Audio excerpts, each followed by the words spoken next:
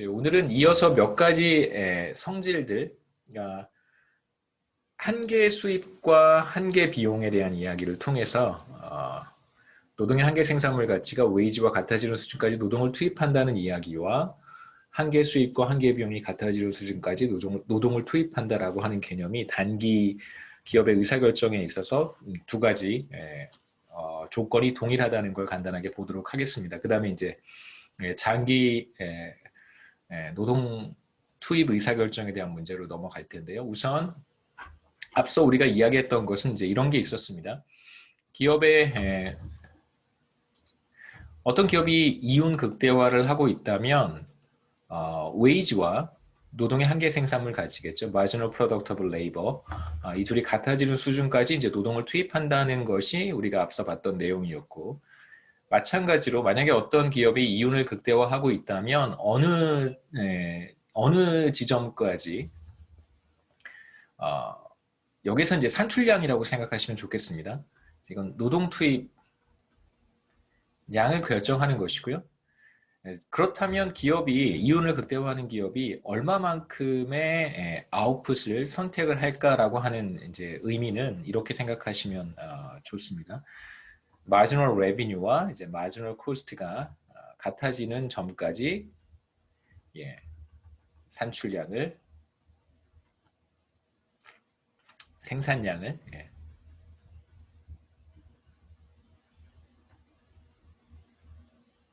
죄송합니다. 예. 완벽한 문장을 생각하고 쓴 게 아니어서 쓰면서 생각을 했기 때문에 그래서 마지널 레비뉴와 마지널 코스트가 한계 수입과 한계 비용이 같아지는 지점에서 생산량을 결정할 것이다 이렇게 얘기할 수 있습니다. 그래서 마지널 레비뉴고요. 한계 수입 그 다음에 뭐 여러분 미시경제학에서 다 배우셨을 거라고 생각합니다만 한계 비용이죠. 그래서 한계 비용과 한계 수입이 같아지는 지점에서 생산량을 결정한다. 사실 이제 여기서 조금 다른 차이점은 여기서는 생산량을 결정하는 것이고요. 여기에서는 이제 노동 투입량을 결정하는 것이다라고 생각하면 되는데 사실 이 둘이 같은 개념이라고 하는 것을 단기 의사결정에서 제가 여러분들께 보여드리겠습니다. 한계 수입이라고 하는 것의 개념은 뭐냐면 생산량을 한 단위 늘릴 때 추가로 얻는 수입이 한계 수입이고요. 그러니까 그 개념이 조금 달라요. 노동의 한계 생산이라고 하는 것은 노동 투입량을 한 단위 늘렸을 때 추가로 늘어나는 산출량의 크기가 바로 마지널 프로덕트 오브 레이버고요. 그러니까 늘리는 것이 노동 투입량이고, 그러니까 일을 늘리는 것이고, 늘어나는 것이 사실 산출량이란 말이에요. 이제 Q가 늘어나는 거예요. 그런데 이제 마지널 레비뉴나 마지널 코스트는 뭘 의미하냐면 Q를 한 단위 늘릴 때 수입이 얼마만큼 늘어나는가가 바로 마지널 레비뉴고 수입의 증가분이겠죠. 마지널 코스트도 마찬가지입니다. 늘리는 것이 이제 산출량이에요. Q가 늘어날 때 추가로 발생하는 비용이 얼마만큼 되는가를 보여주는 것이 바로 마지널 코스트입니다. 마지노 코스트 다시 한번 말씀드리면 산출량을 한 단위 늘릴 때 추가로 발생하는 비용이 바로 한계 비용이에요. 그래서 이윤을 극대화하는 기업은 한계 수입과 한계 비용이 같아지는 수준까지 산출량을 늘릴 것이고 혹은 제가 여기 적어놓은 것처럼 한계 수입과 한계 비용이 같아지는 지점에서 생산량을 결정할 것입니다. 우리가 여기에서 간단한 이제 가정은 한계 비용 곡선은 이제 우상향하도록 그림으로 표현을 할 텐데요. 이렇게 한계 비용 곡선입니다. 그러니까 생산량을 한 단위 늘릴 때 추가로 발생하는 비용이 계속해서 늘어나는 거예요. 근데 이건 우리가 굳이 가정하지 않더라도 죄송합니다. 우리가 이걸 굳이 가정하지 않더라도 한계 생산이 체감하면 단기 기업의 의사결정에서 한계 생산이 체감하면 그러면 한계 비용은 체증하게 되어 있어요. 제가 간단한 이그젬플로 보여드리도록 하겠습니다. 그래서 우선 여기에서는 한계 비용 곡선은 우상향하도록 표현을 하고요. 그 말은 다시 한번 말씀드리면 한 단위 추가로 생산할 때 발생하는 추가적인 비용이 계속해서 늘어나는 경우라고 생각할 수 있습니다. 그 다음에 이제 마지노 레비뉴와 관련해서는 기업이 한 단위 추가로 생산해서 한 단위 더 생산해서 추가로 얻는 수입이라고 하는 것은 지금 우리는 완전 경쟁 시장을 가정하고 있으니까 완전 경쟁 시장에서는 생산된 재화의 가격을 주어진 것으로 받아들입니다. 그래서 생산된 재화의 가격을 우리가 P라고 표현을 했는데 기업은 P를 주어진 것으로 받아들여요. P라고 하는 것이 뭐냐면 내가 하나 더 생산해서 시장에 판매하면 받는 수입이란 말이에요. 그래서 정확히 시장 가격이 marginal revenue와 같아집니다. 그러니까 시장 구조에 따라서 예를 들면 독점 시장일 수도 있고 뭐 과점 시장일 수도 있고 독점적 경쟁 시장일 수도 있고 마켓 스트럭처는 여러 가지 우리가 존재하죠. 미시경제학에서 여러분 배우셨겠지만 만약에 완전 경쟁 시장이 아니라고 한다면 대표적으로 독점 기업 같은 경우를 생각해 보면 내가 재화를 추가로 생산을 했습니다. 그러면 그 재화가 시장에서 판매되도록 하려면 반드시 시장 가격을 낮춰줘야 돼요. 왜냐하면 나밖에 없잖아요. 시장에 판매자가 나밖에 없기 때문에 내가 추가로 생산을 해서 그걸 시장에 소진시키려면 당연히 가격을 떨어뜨려야 됩니다. 하지만 완전 경쟁 시장에서는 어떤 기업도 시장 가격에 영향을 미칠 수 없기 때문에 하나 추가로 생산을 해서 시장에서 판매를 한다면 그냥 시장 가격 그대로 받을 수 있어요. 완전 경쟁 시장에서 기업의 한계 수입은 그래서 가격과 같아집니다. 시장 구조에 따라서 한계 수입이라고 하는 것은 달라질 수 있어요. 완전 경쟁 시장에서의 이야기입니다. 그래서 한계 수입은 얼마만큼 생산하고 있는가에 따라서 얼마만큼 생산하고 있는가에 따라 달라지지 않겠죠. 한번 보시면 기업의 한계 비용 곡선은 이제 우상향한다고 우리가 생각할 수 있고 그 다음에 이제 먼저 그래프부터 보시죠. 이쪽은 달러로 표시를 했고 가로축은 이제 산출량의 크기입니다. 그래서 Q겠죠. 얼마만큼 생산하느냐에 따라서 기업의 한계 비용은 이제 상승한다고 가정을 했습니다. 적게 생산하고 있는 상태에서 한 단위 추가로 생산한다면 그러면 이제 한계 비용이 비교적 적게 늘어나겠지만 많이 생산하고 있을 때 추가로 생산량을 한 단위 늘린다면 추가로 발생하는 비용은 더 많이 늘어날 것이다라는 걸 이제 마지노 코스트 우상향하는 한계 비용 곡선이 보여주는 것이고 아까 잠깐 얘기했듯이 완전 경쟁 시장에서는 기업이 생산해서 판매하는 재화의 가격을 주어진 것으로 받아들이고요. 그럴 때 한계 수입은 정확히 시장 가격과 같습니다. 한계 수입은 당연히 산출량의 크기와 상관없이 항상 P로 일정하겠죠. 이게 marginal revenue예요. 지금 우리가 생각하고 싶은 것은 어떤 기업이 이윤을 극대화한다면 그렇다면 한계 수입과 한계 비용이 같아지는 수준까지 생산량을 늘릴 것이다. 혹은 한계 비용과 한계 수입이 같아지는 점에서 산출량을 결정할 것이다. 그래서 이윤을 극대화하는 기업의 산출량 수준은 이제 이 두 곡선이 만나는 점에서 결정이 되고요. 그래서 Q스타가 되겠죠. 그러니까 만약에 그렇지 않다면 어떻게 될까를 생각해 볼 수 있습니다. 만약에 기업이 지나치게 많이 생산한다면 여기에서 생산한다면 Q1이라고 해보죠. Q1만큼을 생산한다면 그때 추가적으로 발생하는 비용이 이만큼이고요. 그리고 추가적인 수입은 항상 일정하니까 이만큼일 거예요. 그래서 비용보다 추가로 얻는 수입보다 추가로 발생하는 비용이 더 크니까 당연히 손실을 보고 있는 경우겠죠. 손해를 보고 있어요. 이제 반대로 Q2만큼 생산한다면 어떨까? 이건 이제 Q스타보다 적은 규모의 산출량인데 Q2만큼을 생산한다면 이때 추가로 발생하는 비용은 이만큼인데 추가로 얻는 수입이 더 큽니다. 그렇다면 여기에서는 이윤이 발생하는 상황이겠죠.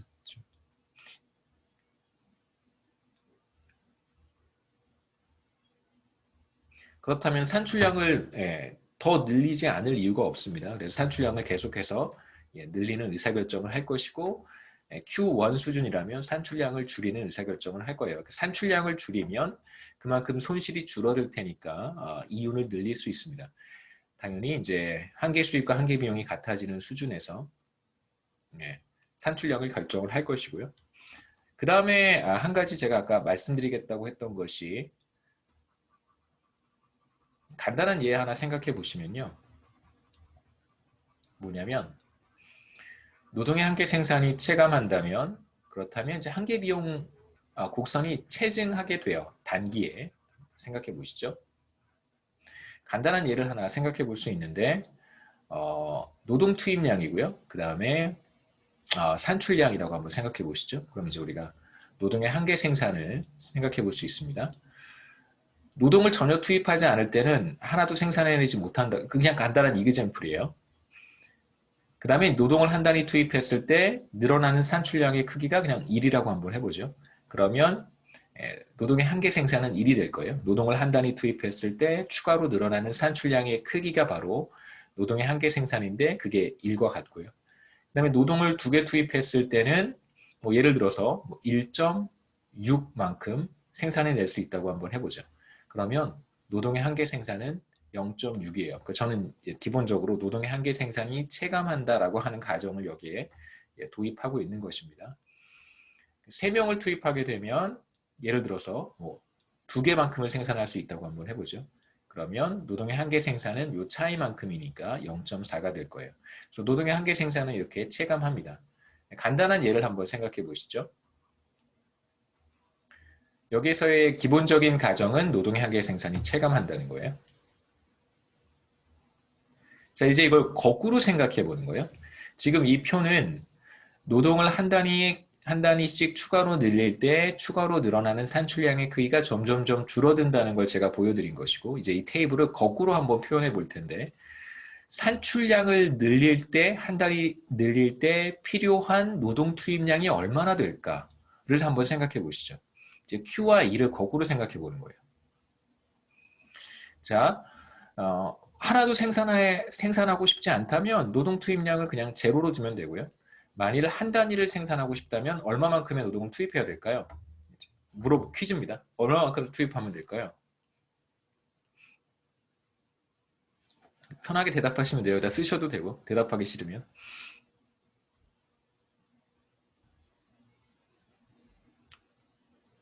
뭐가 들어가면 될까요?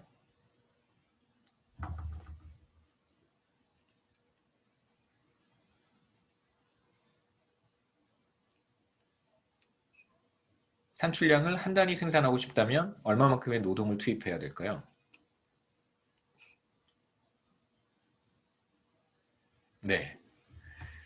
그 다음에 산출량을 이번엔 지금 이제 우리가 조정하고 싶은 게 우리가 선택하는 변수가 이제 Q라고 생각하시고 여기서 우리가 선택했던 변수는 이제 E라고 생각하면 되겠죠.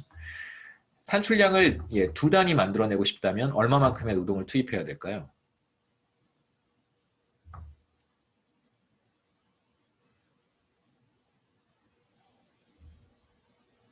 예, 지우지 마세요. 네, 3 맞습니다. 자, 이제 레이버 코스트 같은 걸 생각해 보죠. 레이버 코스트. 레이버 코스트는 투입한 노동에다가 웨이지를 곱하면 되겠죠. W 곱하기 E가 바로 레이버 코스트예요. 그럼 이제 노동을 전혀 투입하지 않았으니까 이건 제로가 될 것이고 하나 투입했으니까 W, 그 다음에 3명을 투입했으니까 3W가 될 거예요. 그럼 이제 우리가 노동 비용이 얼마만큼을 늘어나는지 한계 비용의 개념으로 생각해 볼 수 있는데 자 보시죠. 레이버 코스트가 얼마나 늘어나냐면 W만큼 늘어나고 그 다음에 그쵸? 제로에서 한 단위 추가로 생산할 때 늘어나는 비용이 W고 그 다음에 한 단위 생산하고 있다가 하나 더 생산할 때 추가로 발생하는 비용은 이제 EW가 돼요. 굉장히 간단한 이그젬플이긴 하지만 우리가 뭐 단기에 자본에 대한 비용을 생각하지 않는다면 이게 바로 마지널 코스트가 됩니다. 그래서 마지널 코스트가 간단한 이그젬플에서 어떻게 작동하는지를 우리가 쉽게 확인할 수 있어요. 마지널 코스트는 상승합니다. 뭐 W가 예를 들어서 $10라고 한다면 이건 $10고요. 얘는 $20가 되는 거죠. 그러니까 기본적으로 단기에 노동의 한계 생산이 체감하기만 한다면 그러면 한계 비용은 체증하게 되어 있어요. 그러니까 굳이 우리가 마지널 코스트 커브가 우상향한다라고 가정할 필요는 없습니다. 당연히 우상향하는 거예요. 마지널 프로덕터블 레이버가 체감하기만 한다면 그래서 여러분 간단한 이그젬플을 통해서 왜 마지널 코스트가 상승하는지 알 수 있어요. 당연히 노동을 한 단위 더 투입했을 때 추가로 얻을 수 있는 산출량의 크기가 계속해서 줄어든다면 산출량을 한 단위 더 늘릴 때 전보다 더 많은 노동을 투입해야 될 거라는 걸 우리가 쉽게 생각할 수 있습니다. 자, 이제 정리를 한번 해보죠. 우리가 처음에 어떤 얘기를 했냐면 이윤을 극대화하는 기업은 한계의 비용과 한계 수입이 같아지는 수준에서 산출량을 결정할 것이다 라고 했습니다. 그런데 완전 경쟁 시장에서는 모든 기업의 한계 수입이 가격과 같아요. 만약에 완전 경쟁 시장이 아니라면 이건 성립하지 않습니다. 그래서 여러분 조심하셔야 되는 것은 완전 경쟁 시장이기 때문에 기업의 한계 수입은 P가 되는 거예요. 다시 한번 말씀드리면 기업의 마지노럴 레비뉴라고 하는 것은 어떤 값이든 가질 수 있어요. 시장 구조에 따라서 다 다양한 값을 가질 수 있습니다. 그런데 지금 우리는 완전 경쟁 시장을 가정하고 있기 때문에 기업의 마지노럴 레비뉴는 바로 시장 가격과 같아지는 거예요. 자, 이건 완전 경쟁 시장 가정으로부터 오는 것입니다. 자, 그런데 이윤을 극대화하는 기업은 추가로 얻는 수입이 추가로 얻는 비용과 같아지는 수준까지 산출량을 생산한다고 우리가 이야기를 했습니다. 마지노 레비뉴가 완전 경쟁 시장에서 P와 같으니까. 그래서 완전 경쟁 시장에서 기업 활동을 하는 어떤 기업이 이윤 극대화를 한다면 그럼 이제 우리는 이 조건을 만족시켜야 된다라고 이야기를 할 수 있겠죠. 그래서 추가로 생산했을 때 얻는 수입이 바로 시장 가격과 같아질 것이고요. 이 값이 바로 추가로 생산했을 때 발생하는 비용과 같아지는 수준까지 생산을 할 거예요. 혹은 이 수준에서 생산량을 결정할 거예요. 자, 이제 두 가지 조건이 같다는 걸 볼 텐데 첫 번째 조건, 이거 제가 쓴 게 아니어서 안 지워지는 거죠. 첫 번 상관없어 지우지 않으셔도 돼요. 이렇게 하면 지워지더라고요. 잠깐만요. 네. 감사합니다. 땡큐. 예, 감격해서 목이 메었습니다. 이윤 극대화하는 기업의 우리가 두 가지 조건을 살펴봤는데 첫 번째 조건은 바로 임금이 웨이지가 노동의 한계 생산물 가치와 같아진다는 것이고요. 첫 번째 우리가 이거 봤었고 두 번째는 지금 우리가 여기서 살펴봤던 가격과 한계 비용이 같아지는 수준에서 산출량을 결정할 것이다. 그러니까 이제 이건 산출량 결정에 대한 식이고요. 여기서 이제 Q스타가 결정된다는 걸 봤고, 이건 사실 이제 Q에 대한 이야기가 아니라 노동 투입량, 일을 얼마만큼 투입할 것인가에 대한 이야기이긴 합니다만, 결과적으로 이 두 조건이 같다는 걸 이제 우리가 간단하게 살펴볼 거예요. 여기서의 핵심은 뭐냐면, 마지널 코스트가 웨이지 나누기 노동의 한계 생산이다라고 하는 건데, 여러분 이거 좀 어려운 식이 아니고 우리가 앞서 지금 여기 앞서 테이블에서 제가 설명해 드렸던 바로 그 내용과 같습니다. 지금 여기서 제가 두 테이블 설명해 드렸잖아요. 정확히 그것과 같은 거예요. 간단하게 이 두 조건이 어떻게 같아질 수 있는지 먼저 설명을 해드리고 그 다음에 요 식이 왜 성립할 수 있는지 설명을 하겠습니다. 순서대로. 우선 이걸 우리가 받아들일 수 있다면 한계 비용은 웨이지 나누기 노동의 한계 생산이다라고 하는 것을 일단 우리가 주어진 것으로 받아들이죠. 이게 성립한다라고 한번 해보죠. 그러면 마지널 코스트 대신에 이제 이걸 쓰는 거예요. 자, 이 식에 가격은 마지널 코스트와 같아지는 가격이 마지널 코스트와 같아지는 수준에서 산출량을 결정한다는 게 우리가 앞서 봤던 내용입니다. 그런데 마지널 코스트가 뭐와 같냐면 웨이지와 마지널 프로덕터블 레이버의 비율과 같아요. 이게 왜 그런지는 다음 슬라이드에서 제가 설명을 하겠습니다. 자, 그러면 W는 P 곱하기 노동의 한계 생산과 같을 테니까 이렇게 쓸 수 있겠죠. W는 P 곱하기 NP2와 같아요. 그래서 우리가 이런 결과를 얻을 수 있습니다. 이게 바로 우리가 첫 번째 봤던 노동 투입량을 어떻게 결정하는가. 이윤을 극대화하는 기업은 노동 투입량이 노동 투입량을 어떻게 결정하냐면 노동의 한계 생산물 가치와 웨이지와 같아지는 수준에서 결정을 한다는 바로 그 조건과 동일해져요. 이제 우리가 확인해야 되는 것은 과연 마지노 코스트가 웨이지와 노동의 한계 생산의 비율로 표현될 수 있는가라고 하는 거죠. 이걸 한번 우리가 이해해 보도록 하겠습니다.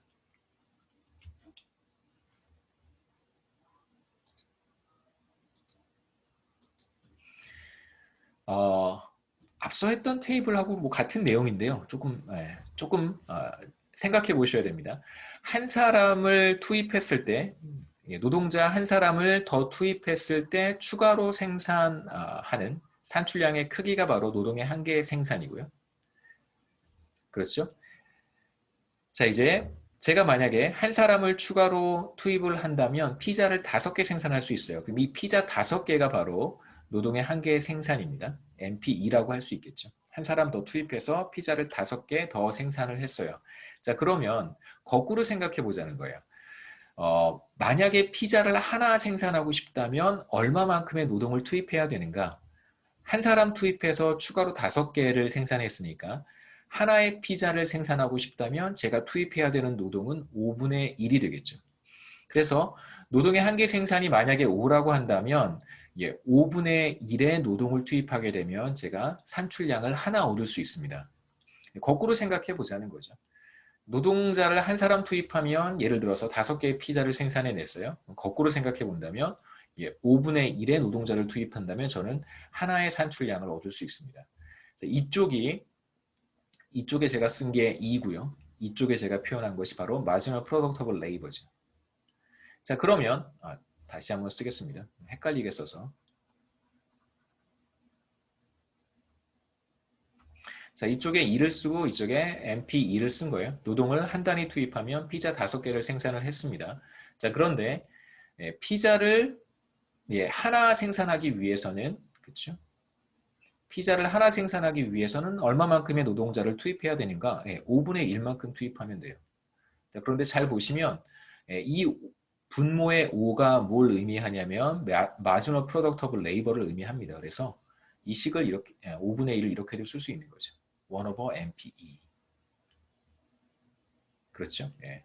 그래서 한 사람을 추가로 투입했을 때 MPE만큼을 얻을 수 있는데 이걸 이제 거꾸로 표현하면 1 over MPE만큼을 투입하면 우리는 산출량을 하나 얻을 수 있다는 뜻입니다. 그렇죠? 이렇게. 그러니까 E 한 단위 투입하면 MPE를 얻을 수 있다는 이 말을 뒤집어서 1 over MPE를 투입하면 우리가 Q를 한 단위 얻을 수 있다라고 쓸 수 있다는 것이죠.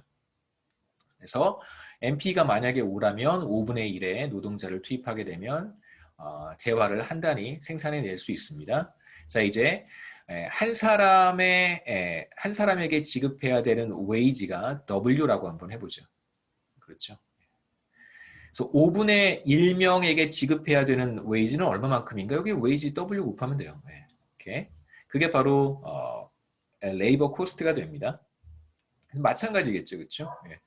그래서 재화를 한 단위 생산하기 위해서 투입해야 되는 노동이 얼마만큼 있냐면 1 over MP인데 그때 발생하는 코스트가 바로 W 곱하기 1 over MP가 된다는 거예요. 그래서 이만큼의 비용을 투입하면 저는 피자를 한 판 더 생산해낼 수 있습니다. 그걸 이제 바꿔서 생각해 보면 피자 한 판을 추가로 생산해내기 위해서 제가 부담해야 되는 비용이 바로 W 나누기 MPE가 되겠죠. 그래서 W가 바로 레이버 단위 한 단위의 비용이고요. 피자 한 판을 만들어내기 위해서 투입해야 되는 노동이 바로 1 over MPE가 돼요. 그래서 이렇게 우리가 생각해 볼 수 있겠죠. 피자 한 판을 생산해내기 위해서 저는 5분의 1만큼의 노동을 투입해야 되는데 그게 바로 정확히 1 over MP이고 한 개 생산의 역수고요. 그 다음에 이제 여기에 노동의 단위 가격인 wage를 곱하면 그게 이제 추가로 발생하는 비용이 되겠죠. 추가로 투입해야 되는 노동 그때 단위 가격을 곱하면 그게 바로 추가로 발생하는 비용이 됩니다. 그래서 마지널 코스트는 wage over marginal product of labor라고 표현할 수 있어요. 쉽게 이해할 수 있습니다. 돌아가서요, 슬라이드 앞으로. 그래서 왜 한계 비용이 wage over marginal product of labor인지를 이제 우리가 이해할 수 있는 것이죠. 그래서 이게 성립하는지를 이제 우리가 간단하게 이그젬플을 통해서도 확인할 수 있어요. 뭐 생산함수, 제가 뭐 함수의 형태로 이렇게 표현하고, 예를 들면 이렇게 2는 뭐 2의 3분의 1승 뭐 이런 식의 생산함수를 우리가 이용을 하면 훨씬 더 나이스하게 증명할 수 있는데 여러분들에게 직관적으로 이해할 수 있도록 제가 설명해 드린 것이고요.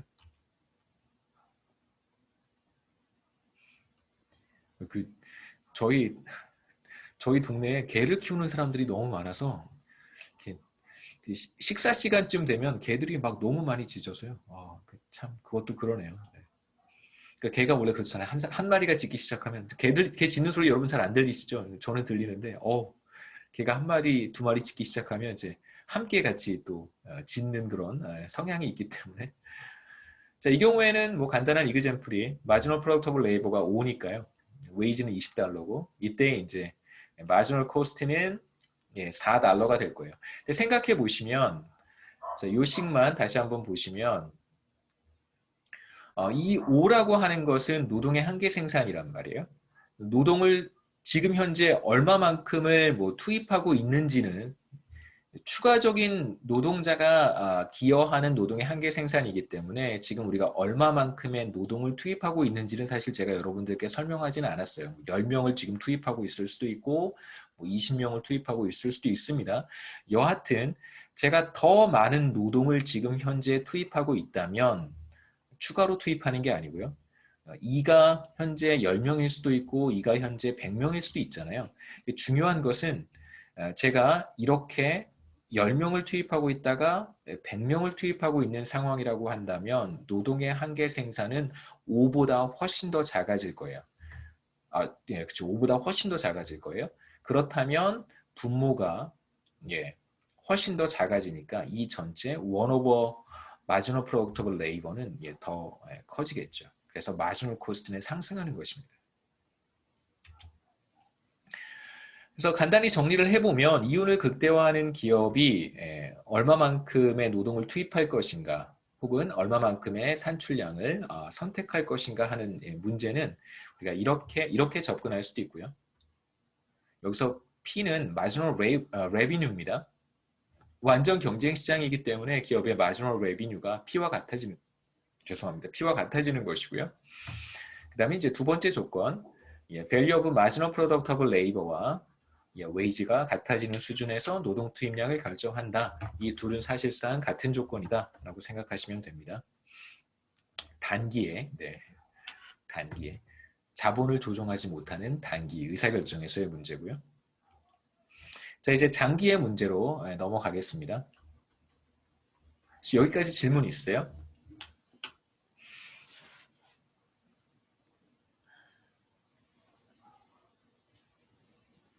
자, 앞 시간 비교경제를 하고 노동경제학을 같이 수강하는 학생들이 꽤 되더라고요. 근데 이제 제가 앞 시간에도 말씀드렸는데 지난 학기에 그랬었어요. 제가 막 75분, 막 어떨 땐 85분 강의 막 하고 그랬었는데 학생들이 나중에 이렇게 강의 평가 보니까 되게 이렇게 부정적인 평가들이 많이 있어서 이게 학생들은 조금 일찍 끝내는 것이 미덕이겠구나 이런 생각을 하고 잠깐 잊어버리고 있었어요. 강의를 너무 시간에 딱 맞춰서 끝내는 것이 저는 제 직업 윤리라고 생각해서 그래야 된다고 생각하는데 항상 원칙이 최선은 아니라는 생각은 뭐 물론 있습니다만 잠시 잊어버렸어요. 지난 학기의 강의 평가를 잠시 잊어버려서 이번 학기에 가능한 정시에 맞추지 않고 조금 일찍 마치고 뭐 여러분 질문하실 수 있으면 질문하시고 그렇게 하도록 하겠습니다. 그 다음에 출석 관련해서 학생들이 많이 물어보셨는데 제가 나중에 공지사항에 다시 한번 말씀드리겠습니다만 여러분 녹화된 강의 제가 올려드리는 건 그 실시간 강의에 여러 가지 사정으로 인해서 수강하지 못하는 학생들이 있잖아요. 그렇죠? 그런 학생들 때문에 나중에 여러분 뭐 기회가 될 때 참고하라고 동영상 강의를 올려놓는 것이고요. 녹화 중이죠. 확인해봐야 됩니다. 잠시 잊어버려서. 출석은 우리 이제 실시간 강의로 출석 점수를 제가 카운트하겠다고 말씀을 드렸습니다. 그래서 동영상 강의 나중에 보셔도 그거는 출석과 아무 관련이 없고요. 여러분 뭐 공부하거나 이럴 때 아침에 늦게 일어날 수도 있잖아요. 저도 아침에 되게 늦게 일어나는 편이에요. 아침형 인간, 새벽형 인간, 아침형 인간 이런 사람이 아닙니다. 저도 이제 그런 여러분들 중에 이제 저와 같은 사람이 있지 않겠어요. 그렇죠? 그런 거 이제 좀 생각해서 동영상 강의 올려놓는 거고요. 혼합형 강의여서 우리가 그거죠. 비대면 강의인데 실시간 강의 더하기 무슨 녹화 강의잖아요. 그래서 올려놓는 게 아니에요. 여러분 참고하시라고 올려놓는 겁니다. 그 다음에 그 몇 가지 좀 생각하고 있는 건 있어요. 예를 들면 강의에 이제 참여했을 때 참여율과 관련된 건데, 뭐 예를 들어서 한 100%를 참여하면 뭐 출석 점수가 만점이 되겠지만 90% 참여했는데 출석 점수를 90%만 받는 게 좀 저는 좀 납득하기가 어려워서 그 부분은 조금 조정을 하겠습니다. 어떤 식의 이제 룰을 도입할지는 좀 고민하고 있는데요. 예를 들면 이런 거예요. 확정하겠다는 뜻은 아니고 좀 고민해보고 제가 공지사항에 확정해서 말씀드리도록 할게요. 예를 들면 이런 거죠. 그러니까 80% 이상을 참여했으면 그냥 100% 참여한 거라고 이제 간주하겠다는 거예요. 반면에 뭐 한 70% 참여하면 이건 좀 100%라고 보기 좀 어렵잖아요. 70% 참여한 학생은 이제 70%의 점수만 받는 거고 80% 이상 참여한 학생들은 그냥 100% 참여했다라고 간주하고 그냥 만점을 주는 게 어떨까 이제 그렇게 생각을 하고 있습니다. 출석 점수를 대체로 어떻게 반영할 것인지는 제가 조금 더 생각해서 이번 주 내에 이제 확정해서 올려드리도록 할게요. 그러니까 어느 정도 좀 그레이스를 주는 것이 좋지 않을까 이런 생각은 있습니다. 뭐 그러니까 그게 여러분 공정하다고 저는 생각하지는 않아요. 그러니까 뭐 80% 참여했으면 80% 점수 받고 90% 참여했으면 90% 점수 받고 이게 사실 공정하다고 보기는 어렵잖아요. 그렇죠? 저는 그게 더 공정하다고 생각하는 학생들이 있을 수 있겠지만 저는 개인적으로 그게 공정하다고 생각하지 않습니다. 그러니까 저는 출석을 점수에 반영하는 것 자체가 공정하다고 생각하지 않는 사람이에요. 그러니까 사람마다 공정의 기준과 정의의 기준이 다르다는 거 여러분 요즘 보내면서 다 너무 잘 알고 계시죠, 그렇죠? 가능한 우리가 이제 어떤 원칙이라든가 어떤 뭐 기준을 서로 정할 수 있으면 합의해서 이 정도의 기준이 뭐 만족하지 못하는 분들도 계시겠지만 그 정도의 기준이 적당하다, 동의할 만하다라고 하면 뭐 이제 그 기준을 우리가 적용하는 거니까요. 저는 이제 그런 건 좀 있어요. 80% 이상 참가했는데 80% 점수만 준다? 그래도 되나? 뭐 이런 생각도 좀 있어서 조금 더 고민해보고 여러분 뭐 생각 있으시면 저한테 알려주십시오. 네. 20% 참여한 학생이 20% 점수를 가져가는 거는 뭐 이렇게 크게 문제가 될 것 같진 않은데 뭐 예, 조금 그런 게 있어서 말씀드렸고요. 좀 더 생각해 보겠습니다. 참고로 제가 강의하는 다른 과목이 경제학 원론 같은 경우에는 이제 이렇게 해요. 경제학 원론 같은 경우에는 50% 이상 참여를 하면 이 사람은 그냥 다 참여한 거예요. 그래서 이제 2배수를 해서 점수를 반영하기로 했습니다. 예를 들어서 한 학기 내내 실시간 강의에 20%만 참여한 거예요. 그러면 이제 이 학생한테 20%의 점수만 주기는 좀 그래서 이 학생은 곱하기 2를 해서 이제 뭐 만점이 10점이면 이제 4점을 받는 거고요. 뭐 이제 당연히 55% 참여한 학생은 절반 이상 참여했으니까 이 학생은 그냥 만점 받는 거고 참여율에 곱하기 2를 해서 이제 제가 점수를 주겠다라고 했는데 이거 괜찮죠, 그렇죠? 노동경제학도 이렇게 하는 것도 하나의 방법일 수 있습니다. 절반 이상 참여하면 그냥 다 만점 받는 거고 절반 이상 참여하지 못하면 참여율의 2배만큼 점수를 받는 것도 저는 메이크 센스한 것 같아요.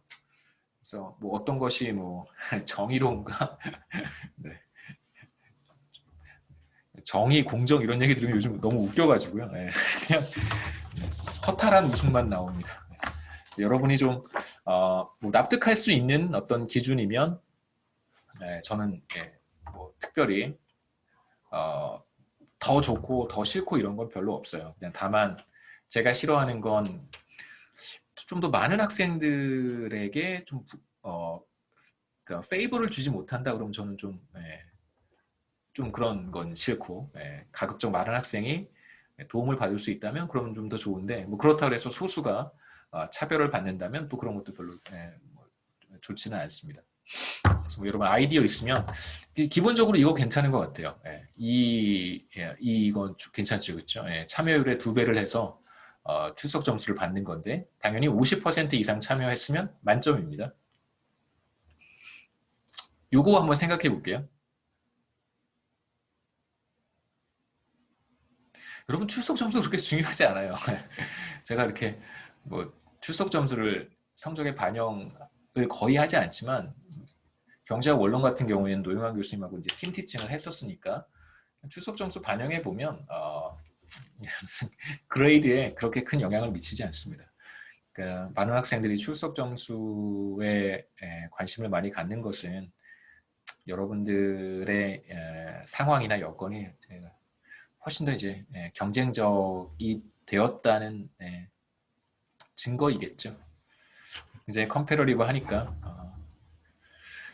장기에 있어서 기업의 의사결정 문제, 노동 투입량, 노동 투입을 얼마나 할 것인가 의사결정 문제를 볼 텐데 장기와 단기는 기본적으로 고정 투입 요소가 존재하는가 존재하지 않는가로 구분한다고 했었습니다. 그래서 단기는 고정 투입 요소가 존재하는 거예요. 우리 이제 노동과 자본만 생각하니까 자본이 이제 장기에 있어서 단기에 있어서 조정이 불가능한 투입 요소라고 우리가 생각을 했고요. 장기로 가게 되면 모든 투입 요소를 조정할 수 있기 때문에 더 이상 자본은 고정 투입 요소가 되지 않습니다. 이제 기업은 자본 투입량을 늘릴 수도 있고 줄일 수도 있어요. 뭐 공장의 규모를 늘릴 수도 있고 줄일 수도 있고 원하면 그 안에 여러 가지 시설들이라든가 뭐 첨단 장비 이런 것들도 원하면 늘릴 수도 있고 교체할 수도 있고 줄일 수도 있습니다. 여기서의 expand는 앞에서 제가 말씀드렸던 expand와 좀 개념이 다르죠. 이건 이제 자본의 규모를 조정하는 거예요. 앞서서 나왔던 expand는 생산량을 조정하는 것이고 여기에서 expand는 자본의 규모를 조정하는 것입니다. 양을 늘린다고 생각하시면 돼요. 같은 의미를 갖는 그러니까 뭐 expand는 확장하고 늘린다는 단어이긴 한데 여기서 사용한 건 자본 투입량을 조정한다는 의미이고 앞서서 expand는 이제 산출량을 조정한다는 의미입니다. 그래서 여기서 우리가 보고 싶은 것은 장기에는 노동 투입량만 결정할 수는 없겠죠. 자본 투입량도 함께 조정을 해야 되기 때문에 노동 투입량에 대한 의사결정을 우리가 볼 때 동시에 자본 투입량에 대한 의사결정도 함께 봐야 한다는 것입니다. 그래서 이 둘 사이에 어떤 대체 관계 혹은 보완 관계 이런 것들을 함께 고려해야 된다는 뜻이죠. 여기에서는 아이소퀀트, 아이소코스트 이런 개념들을 간단하게 살펴보고 여러분 미시경제학에서 기업의 문제에서 다 보셨을 거라고 생각해요. 간단하게만 보고 넘어가겠습니다. 아이소퀀트는 등량곡선이라고 부르고요. 저는 그냥 아이소퀀트라고 합니다. 등량곡선 아이소컨트라고 하는 것은 동일한 수준의 산출량을 얻기 위해서 투입할 수 있는 노동과 자본의 조합이에요.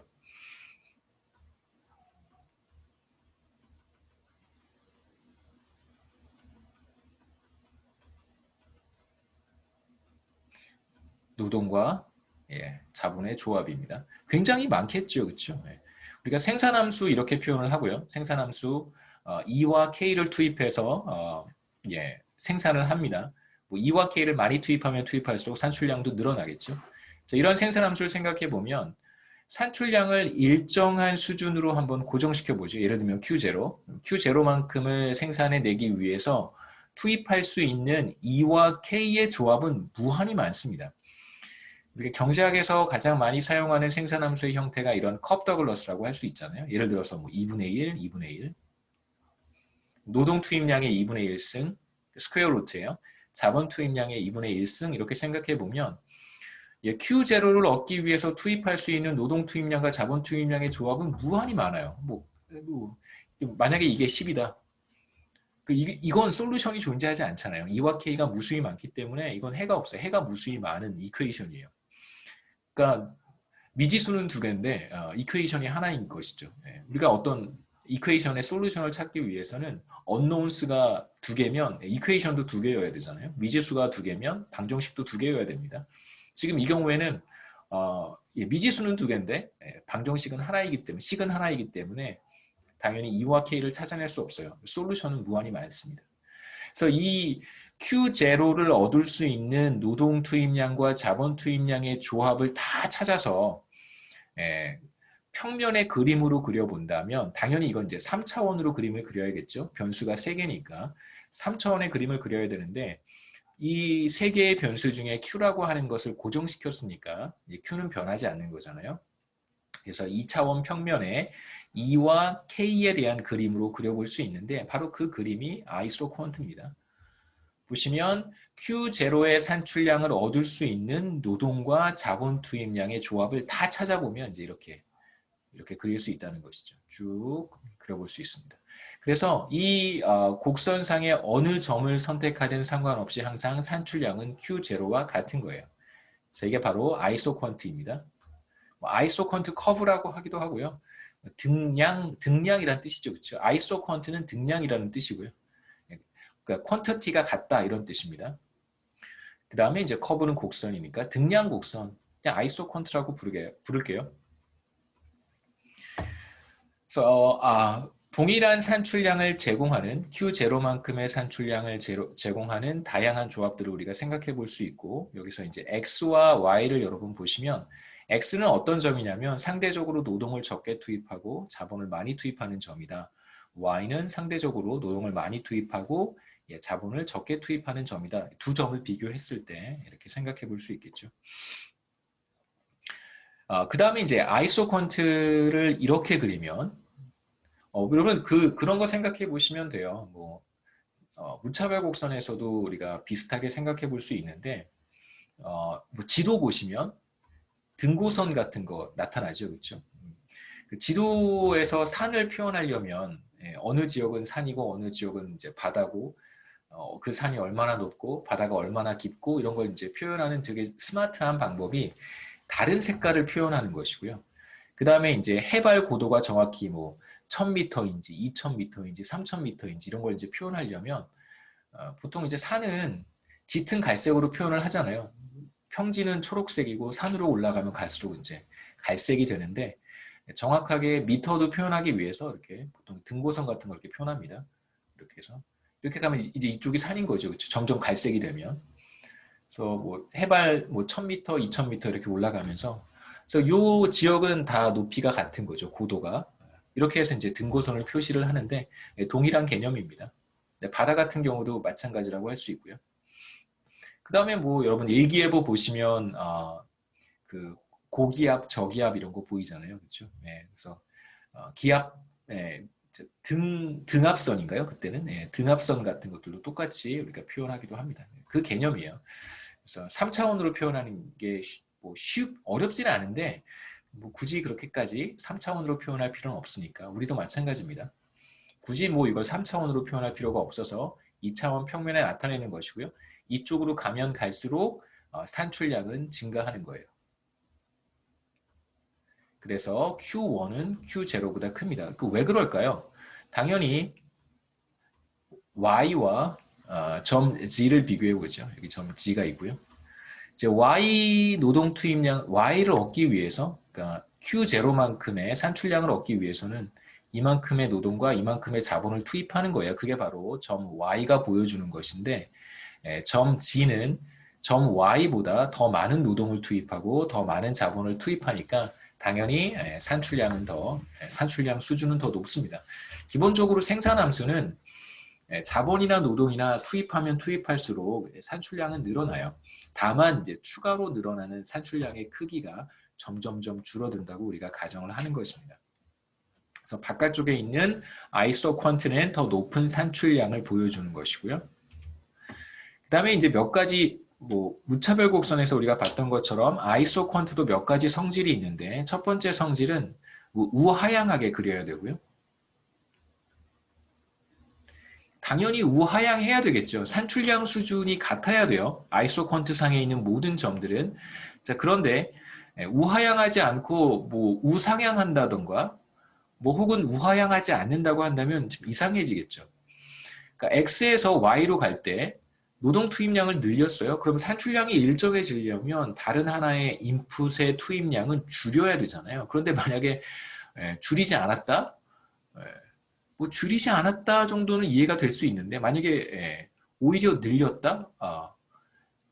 그러면 당연히 산출량이 늘어나야 되겠죠. 당연히 늘어나야 됩니다. 반드시 하나가 늘어나면 다른 하나가 줄어들어야지만 산출량이 일정해질 수 있겠죠. 그 다음에 두 번째 아이소퀀트는 서로 교차할 수 없습니다. 서로 이렇게 두 개의 서로 다른 커브가 이렇게 만날 수 없고요. 당연한 것이죠. 프리퍼런스에서 이야기했던 성질과 동일하고, 그 다음에 이제 더 바깥쪽에 있는 무차별 곡선은 더 높은 산출량 수준을 보여주는 것이고, 그 다음에 네 번째로 아이소퀀트는 컨벡스 해야 돼요. 원점에 저희 맨날 이걸 헷갈려서 컨벡스 해야 됩니다. 컨벡스하다는 것은 우리가 이걸 컨벡스하다고 얘기를 해요. 반대로 컨케이브하다는 표현이 있는데, 컨케이브는 이렇게 생겼으면 그냥 컨케이브한 거예요. 반대로. 이게 당연히 아이소퀀트는 컨벡스 해야 됩니다. 이런 형태를 가져야 돼요. 왜 그러냐면 간단하게 생각해 볼 수 있는데, 노동 투입을 굉장히 많이 하는 요점을 생각해 보세요. 그러면 여기에서 노동을 한 단위 더 투입했을 때 어떤 현상이 나타나냐면, 노동의 한계 생산이 체감할 테니까 노동을 한 단위 더 투입해봐야 추가로 생산해낼 수 있는 것은 굉장히 작을 거예요. 여기에서 노동의 한계 생산은 작겠죠. 상대적으로.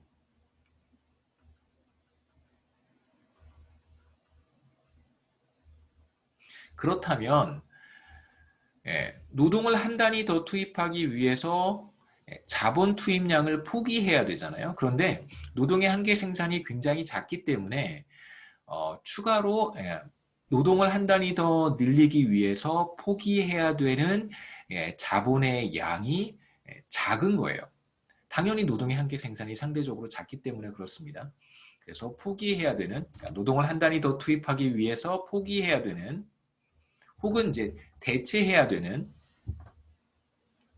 대체라는 표현이 조금 더 적절하겠죠, 그렇죠? 포기해야 하는 자본의 양은 당연히 작겠죠.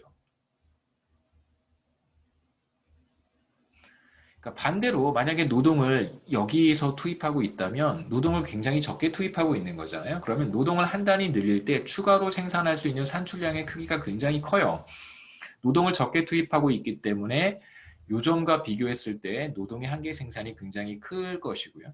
그렇다면 노동을 한 단위 투입하기 위해서 대체해야 되는 자본의 양은 굉장히 크겠죠. 노동의 한계 생산이 크니까.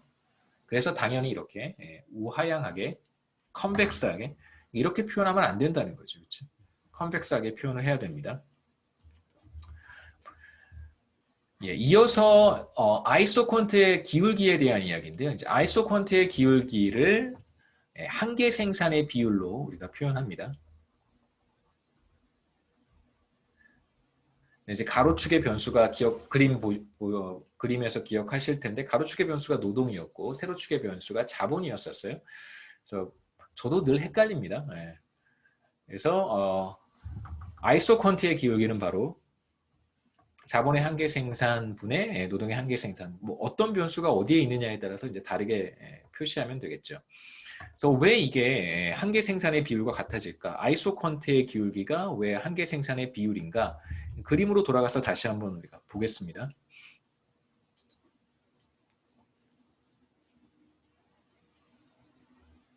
이걸 그 주석 이걸 쓰면은 훨씬 편한 것 같아요. 지우기가 더 편하죠, 그렇죠? 주석을 쓰겠습니다. 예. 제가 사실 여러분 보시면 제가 마이크로소프트 엣지를 쓰거든요. 근데 그게 이게 그림을 그릴 수 있어서 엣지를 쓴 건데, 생각해 보니까 줌에 주석 기능이 있으니까, 필기할 수 있는 기능이 있으니까 굳이 엣지를 쓸 필요가 없겠네요. 다음부터는 PDF라든가 다른 리더를 쓰도록 하겠습니다. 이게 왔다 갔다 하는 게 좀 불편하긴 한데 이게 기능이 있어요. 그렇죠?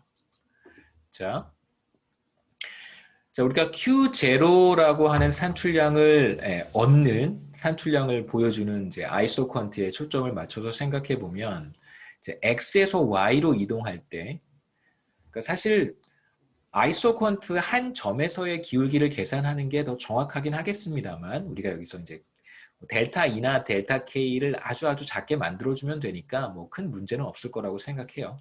제가 그 얘기도 조금 이따가 하겠습니다.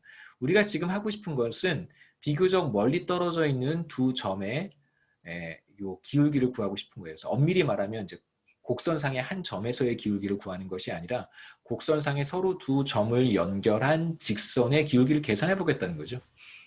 상관없습니다. 큰 문제 없어요. 나중에 제가 보여드릴게요. 자, 이 두 점을 연결하는 직선의 기울기를 우리가 어떻게 표현할 수 있냐면 바로 델타 2분의 델타 K가 되는 거죠. 그렇죠? 가로축의 증가분분의 세로축의 증가분. 이게 바로 기울기입니다. 이제 이걸 직관적으로 우리가 생각해 보면 자, 만약에 노동 투입량을 이만큼 델타 2만큼 늘리면 어떤 일이 벌어질까요? 당연히 산출량이 늘어날 텐데 산출량이 얼마나 늘어나냐면 노동 투입량을 한 단위 늘릴 때 하나 늘릴 때 산출량은 MP2만큼 늘어나요. 그러니까 노동 투입량을 델타 2만큼 늘리면 산출량은 여기에 노동의 한계 생산을 곱한 델타 2 곱하기 MP2만큼 늘어나겠죠. 이게 바로 노동 투입량을 델타 2만큼 늘릴 때 늘어나는 산출량의 크기이고요. 그 다음에 이제 산출량이 Q0를 일정해야 되니까 반드시 자본 투입량은 줄여야 됩니다. 이제 자본 투입량을 델타 K만큼 줄일 때 줄이는 거예요. 그럴 때 산출량이 줄어들 텐데 자본 투입량을 한 단위 늘릴 때 늘어나는 산출량의 크기가 MPK인데 지금 여기서 우리는 이걸 줄이겠다는 거잖아요.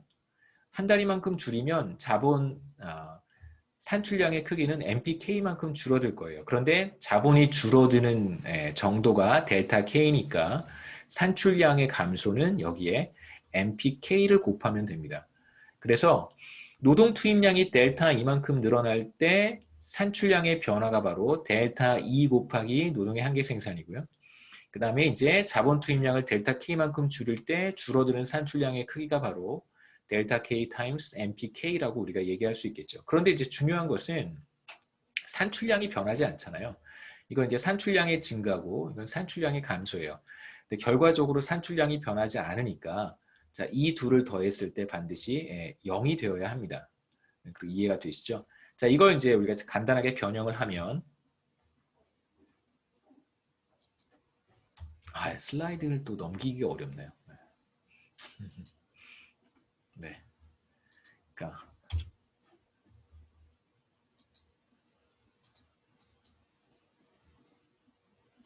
자, 이제 우리가 봤던 결과가 바로 이제 아웃풋의 증가, 산출량의 증가가 이만큼이고 산출량의 감소가 이만큼입니다. 그런데 산출량의 아이소퀀트 상에서는 산출량의 변화가 나타나지 않기 때문에 이 둘을 더하면 반드시 이제 제로가 되어야 되겠죠. 이 식을 변형한 것이 바로 델타 2분의 델타 K가 바로 노동의 한계 생산 분의 자본의 한계 생산분의 노동의 한계 생산이 됩니다. 자, 이제 아까 말씀드렸던 것처럼 만약에 노동의 변화분이 델타 2가 아니라 아주 작다면 바로 그 얘기는 지금 우리가 아이소컨트 상에서 비교적 거리가 있는 두 점을 비교하고 있는데 자, 이 차이가 델타 2잖아요. x에서 y로 갈 때 이게 델타 2인데 델타 2가 아주 작아진다는 것은 이 y라고 하는 점을 x 옆으로 가까이 보내는 거예요. 리밋의 개념입니다. 아주 가까이 보내면 델타 2가 아주 작은 값을 갖겠죠. 그래서 델타 2가 아주 작은 값을 갖는 경우에 우리가 이걸 이렇게 쓰지 않고 이렇게 쓰는 거잖아요. 델타 2가 아주 작은 값을 갖는다는 뜻입니다. 그럼 얘가 DK가 되겠죠. 그래서 뭐 똑같이 우리가 표현해 본다면 D2분의 DK 다시 말하면 어떤 아이소퀀트의 기울기가 바로 그 점에서의 노동의 한계 생산, 자본의 한계 생산의 비율이다라고 얘기할 수 있습니다. 보통 마찬가지로 아이소컨트도 우하향하는 이제 커브이기 때문에 항상 마이너스 값을 갖겠죠. 기울기는 그렇죠. 프리퍼런스처럼. 그래서 뭐 굳이 마이너스 기호를 사용하지 않고 그냥 절대값으로 표현할 수도 있고요. 그 다음에 이제 한계 생산의 이 비율을 우리가 뭐라고 부르냐면 한계 기술 대체율이라고 부릅니다. MRTS라고 줄여서 부르기도 해요. MRTS 한계 기술 대체율. 그러니까 자본과 기술을 얼마만큼 대체할 수 있을까? 어떤 비율로 대체할 수 있을까? 이런 뜻입니다. 우리는 사실 여기에서 크게 관심을 갖고 보지는 않을 거고요.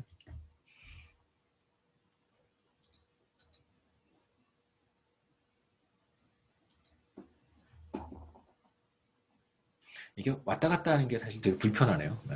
네. 슬라이드 넘기고 뭐 좀 불편하긴 하네요. 두 번째 아이소 컨트롤 받고 이제 두 번째 아이소 코스트에 대한 이야기를 하도록 하겠습니다. 등 비용 곡선이고요.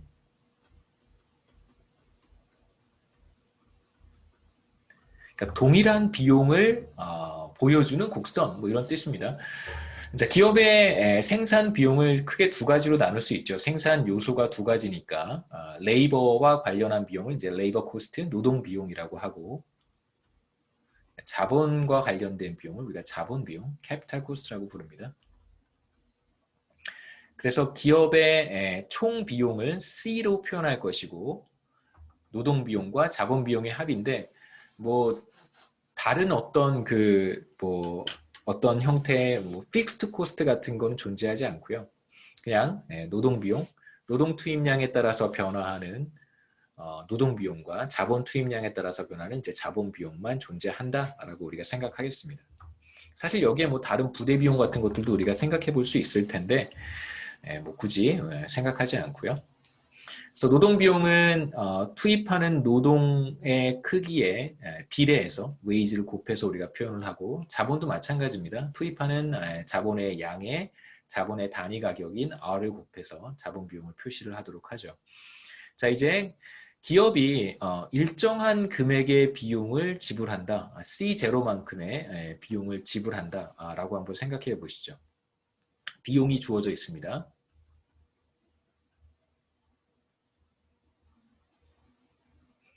두 가지 가능성을 생각해 볼 수 있는데 이 비용을 모두 다 자본 구입에만 자본재에만 투입한다면 자본만 투입하는 경우겠죠. 그래서 2가 제로예요. 노동은 투입하지 않고 자본만 투입한다면 과연 얼마만큼의 자본을 투입할 수 있을까? 전체 비용을 자본의 단위 가격인 R로 나누어주면 기업이 투입할 수 있는 최대 자본 투입량 K를 우리가 계산할 수 있습니다. 주어진 비용, 그 다음에 자본의 단위 가격으로 나누면 되는 것이고요. 그 다음에 노동만 투입한다면 어떻게 될까? 노동만 투입한다면 이제 K가 제로가 되고요. K가 제로가 될 테니까 얘는 없어지고 투입할 수 있는 최대 노동 투입량은 바로 기업이 지불하는 비용을 노동의 단위 비용인 W로 나누어서 표현할 수 있습니다. 그럼 이제 기업이 투입할 수 있는 최대 노동 투입량이 바로 비용 나누기 웨이지가 되겠죠. 그래서 여기서 생각해 보면 C0만큼의 비용만 지불한다면 얼마만큼의 노동과 얼마만큼의 자본을 투입할 수 있을까? 사실 이것도 마찬가지겠죠. unknown, 미지수가 두 개고 식은 하나니까 무수히 많은 솔루션이 존재합니다. 마찬가지로 여기서 여러분 조심하셔야 되는 것은 노동시장에서도 우리 기업은 완전 경쟁 기업이고 자본시장도 완전 경쟁적이기 때문에 W와 R은 기업이 선택하는 게 아니고요. 주어진 것으로 받아들입니다. W와 R은 주어져 있고 C0, 이 식을 만족하는 노동 투입량과 자본 투입량은 무수히 많겠죠. 우리가 지금 극단적인 경우 하나씩을 살펴봤는데 이 값들은 이제 등비용 곡선을 그래프에 표현할 때 가로축의 절편과 세로축의 절편이 됩니다. 자, 우선 기업이 투입하는 비용이 C0로 주어져 있다고 할 때 만일 모두 다 자본만 구입한다면 혹은 뭐 자본만 빌린다면 얼마만큼의 자본을 투입할 수 있을까? 그게 바로 비용 나누기 자본의 단위 가격이 되고요. 그 다음에 자본은 전혀 투입하지 않고 노동만 투입한다면 투입할 수 있는 노동의 최대 규모는 얼마나 될까? 비용을 웨이지로 나누어서 계산을 하면 최대 노동 투입량도 계산할 수 있어요. 조금 있다가 나오긴 하겠지만 이걸 이렇게 한번 표현해 보죠. 기업이 투입하는 비용 C0로 주어져 있고 이것을 노동 투입에 사용할 수도 있고 자본 투입에 사용할 수도 있습니다. 지금 세로축의 변수가 캐피탈이고 가로축의 변수가 인플로이먼트란 말이에요. 세로축의 변수, 그러니까 Y는 뭐 이렇게 한번 표현해 보고 싶어요. AX 플러스 B. 여기서 X가 바로 인플로이먼트가 될 것이고 그 다음에 Y가 바로 캐피탈이 되겠죠. 그래서 K는 A 곱하기 2의 절편 이런 형태로 이제 등비용 곡선 하나를 바꿔서 표현해 보고 싶은데 W와 R은 주어진 값이에요. 네, 그 다음에 이제 L과 K를 기업이 선택하는 것입니다. 이 식을 다시 한번 쓰면 WL을 이제 저쪽으로 넘겨서 다시 쓰면요. 이쪽에 RK 남고 L 플러스 C0 이렇게 쓸 수 있겠죠. WL, 노동 비용이 저쪽으로 넘어갔어요. 양변을 이제 R로 나눠주면 K는 마이너스 W 나누기 R 그 다음에 L 플러스 C0 R이 되겠죠. 이게 사실 비용이 C0인 등비용 곡선의 식을 보여주는 거예요. 그래서 이렇게 쓸 수도 있고 이렇게 쓸 수도 있습니다. 두 식은 사실 같은 식이죠. 보시면 노동을 전혀 투입하지 않는다면 L이 제로가 될 테니까 이건 없어질 것이고 0이 될 것이고 기업이 투입하게 되는 자본의 크기는 바로 총 비용 나누기 자본의 단위 가격인 C0 나누기 R이 되는데 이게 바로 세로축의 절편과 같습니다. 그 다음에 이제 기울기가 바로 두 생산 요소의 가격 비율이 되겠죠. 그래서 아이소코스트의 기울기는 바로 마이너스 W의 R이 됩니다. 그 다음에 이제 하나 생각해 볼 수 있는 것이 기업이 지불하는 비용이 상승하면 C0에서 C1으로 더 많은 비용을 지불하게 된다면 어떻게 될까? 여러분 다른 건 보지 마시고요. 비용이 C0에서 이렇게 C0에서 C1이 되면 절편이 전부 다 위쪽으로 이동할 거예요. 이렇게. 그런데 기울기가 달라지는 것은 아니기 때문에 당연히 아이소코스트라고 하는 것이 이렇게 바깥쪽으로 쉬프트 하겠죠. 평행하게 이동하게 됩니다. 그래서 더 바깥쪽에 있는 아이소코스트는 더 높은 비용을 보여주는 곡선이다라고 우리가 생각해 볼 수 있습니다. 아이소코스트 커브는 일정한 비용이 수반되는 노동과 자본의 비율이라고 할 수 있어요. 무수히 많겠죠. 몇 가지 성질을 좀 간단하게 보고 넘어가겠습니다. 아이소코스트는 기본적으로 등 비용 곡선이기 때문에 동일한 비용을 수반하는 노동과 자본의 조합들을 다 보여주는 것이고 당연히 이제 직선의 형태가 됩니다. 더 바깥쪽에 있는 아이소코스트 커브는 더 높은 비용을 보여주는 것이고 그 다음에 이제 아이소코스트의 세로축의 절편이 바로 기업이 투입할 수 있는 최대 자본 투입량을 보여주고 아이소코스트의 기울기가 바로 두 생산 요소의 가격 비율이 돼요. W 나누기 R 이게 바로 아이소코스트의 기울기가 되겠죠. 비용 극소화 문제까지 보면 좋을 텐데 조금 일찍 마치는 게 사실 더 좋은 것 같아요. 그래서 혹시 여기까지 하고 질문 있으시면 질문하시면 좋겠습니다.